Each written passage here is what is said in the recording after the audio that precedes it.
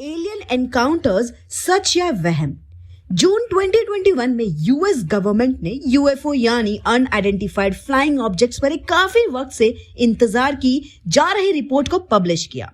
जैसे कि कई लोगों ने उम्मीद की थी, पर एलियंस की एग्जिस्टेंस को एडमिट नहीं किया गया। यूएफओ और एलियंस के एग्जिस्टेंस को झूठा साबित करने और उन मामलों में कम इंटरेस्ट जताने के बावजूद एलियंस के साथ क्लोज इनकाउंटर्स की रिपोर्ट्स पिछले कई दशकों से बनती आ रही है। वर्माउंट यूएसए में एक रिटायर्ड असिस्टेंट अटॉर्नी जनरल और डेविल्स डेन बुक के ऑथर टेरी लवलेस ने अपनी नौकरी खोने के डर से 40 साल तक अपने किडनैप होने के इंसिडेंट को छिपा कर रखा। 1977 में यूएस एयरफोर्स के काम करते हुए उनका यूएफओ के साथ एक क्लोज एनकाउंटर हुआ था और उनकी बुक डेविल्स डेन में इस क्लोज एनकाउंटर के बारे में लिखा गया है। टेरी लवलेस नॉर्दर्न अरकासस में डेविल्स डेन स्टेट पार्क में टॉबी नाम के एक दोस्त और कलीग्स के साथ कैंपिंग ट्रिप पर गए थे, जहां उन्होंने कई अजीब चीजें महसूस की।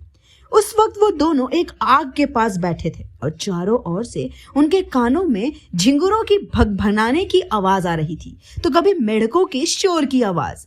लेकिन तभी अचानक सब कुछ शांत हो गया। ये सुनने में एक तरह से किसी फिल्म का घिसा पीटा सीन लगता है, लेकिन लवलेस का कहना है कि बिल्कुल ऐसा ही उनके साथ हुआ था। ऊपर आसमान से 3 चमकती हुई लाइट्स दिखाई दी। जब रोशनी ऊपर की ओर थी तब वो देख सकते थे कि वो लाइट्स एक काले ट्रायंगुलर प्रिज्म से निकल रहे थे, जो 2 सिटी ब्लॉक्स के जितना चौड़ा था। तभी उनके ऊपर एक नीली लेजर लाइट्स ऊपर से नीचे की तरफ चली, जिसके बारे में लवलेस ने सोचा कि हो सकता है कि वो उन्हें स्कैन कर रही है। जब ब्लू लेजर लाइट बंद हो गई तभी उन्हें नींद आने लगी और न जाने कब उनकी आंखें बंद हो गई। इसके बाद जब लवलेस उठा तो देखा कि टॉबी उनके टेंट से बाहर झांक कर देख रहा था। एक ट्रायंगल शेप की कोई चीज ऊपर मंडरा रही थी और उनके नीचे एक घास के मैदान में खड़े 1 दर्जन बच्चे दिख रहे थे। उन्हें देखकर लवलेस ने कहा कि ये बच्चे आधी रात को यहाँ क्या कर रहे हैं? तो टॉबी ने जवाब दिया कि वो छोटे बच्चे नहीं हैं। क्या तुम्हें याद नहीं कि वो हमें ले गए थे और उन्होंने हमें चोट पहुंचाई थी? जैसे ही टॉबी की कही बात लवलेस को समझ आई तो उसे यूएफओ के अंदर होने की कुछ टूटी फूटी यादें उसके दिमाग में वापस आने लगी। सालों बाद सम्मोहन यानी हिप्नोसिस ने उनकी यादों के ब्लैंक्स को भरने में मदद की और उन्होंने यूएफओ के अंदर रियलिटी में कुछ क्रीचर्स का सामना करते हुए याद किया। डेविल्स डेन में लवलेस की उस रात ने उसके और उसके दोस्त टोबी के जीवन को बदल दिया था। अमेरिकी एयरफोर्स को उनके इस इंसिडेंट के बारे में पता लगा तो मिलिट्री प्रोटोकॉल्स के अनुसार उन्हें अलग कर दिया गया और उन्हें रीअसाइन किया गया। लवलेस ने उनके ऑर्डर्स को इग्नोर किया और वो गुड बाय कहने के लिए टॉबी से मिलने गया। टॉबी की हालत इंसिडेंट और मिलिट्री के डिसीजंस सुनकर खराब हो रही थी। लवलेस ने उसे गले लगाया तो टॉबी ने कहा, ये सब सच में हुआ था, है ना? तो लवलेस ने कहा, हाँ मेरे भाई, ये सब वास्तव में हुआ था। हम लोग पागल नहीं हो रहे हैं। लेकिन उस रात के बाद से लवलेस को भी काफी नुकसान हुआ था। लवलेस ने बताया कि उसके 40 साल लगातार उसे बुरे सपने आने लगे।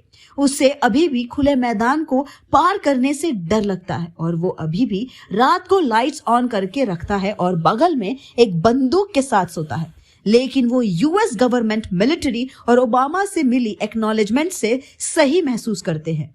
हालांकि लवलेस का कहना है कि उनके पास अभी भी ऐसे लोगों की एक लंबी लिस्ट है जिन्हें वो ईमेल करके बचाएंगे कि वो झूठ नहीं बोल रहा था।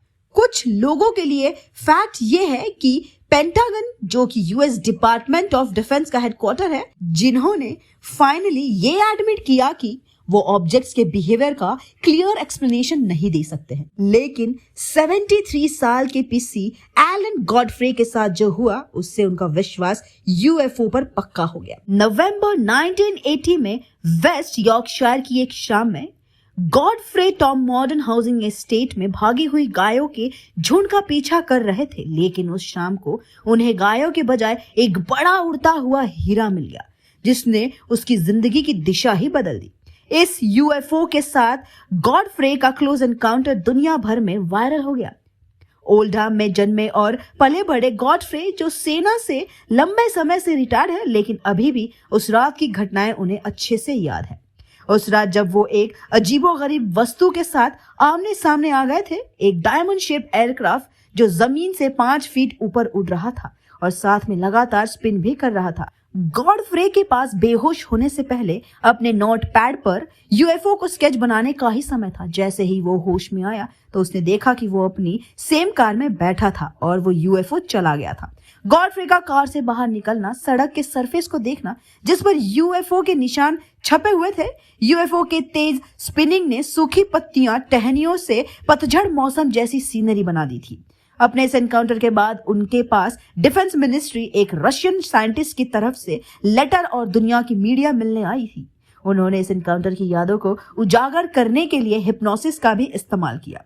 गॉडफ्रे का सालों से मजाक बनाया गया था और जिन लोगों का यूएफओ के साथ कभी एनकाउंटर हुआ होता है वो भी अपना मजाक बनने से बचने के लिए उन बातों को बाहर नहीं लाते हैं। डिफेंस इन इंटेलिजेंस के former US secretary Christopher Mellon जैसे हाई रैंकिंग ऑफिसर ने जोर देकर कहा कि हमारे आसमान में एयरक्राफ्ट्स है जो लॉज ऑफ फिजिक्स का पालन नहीं करते हैं। यहाँ तक कि बराक ओबामा ने सीबीएस से बात करते हुए बताया कि आसमान में ऑब्जेक्ट्स की फुटेज और रिकॉर्ड है और हम नहीं जानते कि वो असल में क्या है। हम समझा नहीं सकते कि वो कैसे मूव करते हैं। उनका पैटर्न इजीली एक्सप्लेनेबल नहीं है।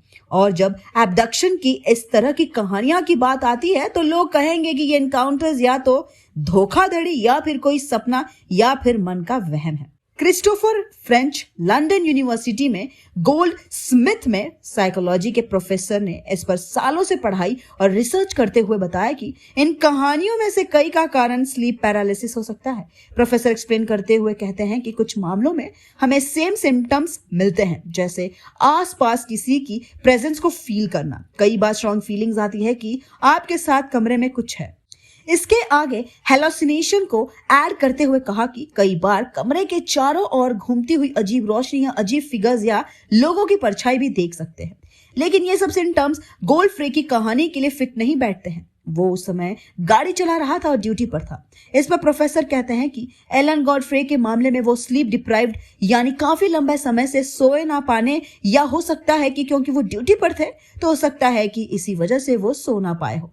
किसी भी ऐसे एक्सपीरियंस का पॉसिबल एक्सप्लेनेशन थकावट और कम नींद हो सकता है। लेकिन फिर बात आती है, गॉडफ्रे ने हिप्नोसिस करा के भी वही कहानी बताई थी, तो क्या हिप्नोसिस में भी उसने अपने मन के वहम को बताया था?